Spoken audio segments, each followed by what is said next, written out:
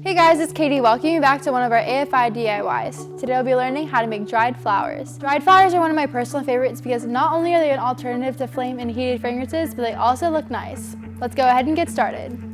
All that you will need to create this finished product are dried flowers, fragrance oil, and any herbs or spices that you want to include. Out of the thousands of fragrances here at AFI, today I chose Orange Clove.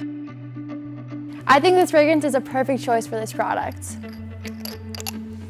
It smells amazing. You can buy dried out unscented flowers or even get crafty with it and dry out your own flowers.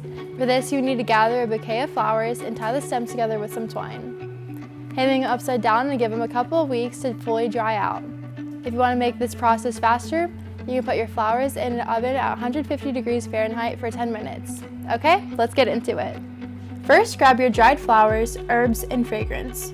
Start by placing your dried flowers in a chosen container, then add your decorative pieces accordingly. Note that no matter how you make your dried flower mixture, do not use a metal bowl or utensils. These can react with your ingredients and alter the fragrance. Glass, ceramic, and wood are the safest materials. Plastic is fine too, but the scent will linger in the container for weeks. Once you've added your dried flowers and decor in the container, it's time for the fragrance. For a 16-ounce jar, you'll be using 15 milliliters of fragrance oil.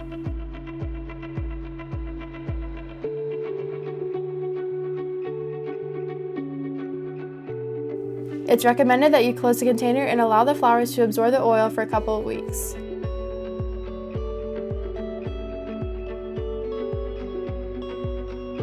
Look how cute it is. Did I mention it smells amazing? If you like this product, go check out our DIY on sachet bags.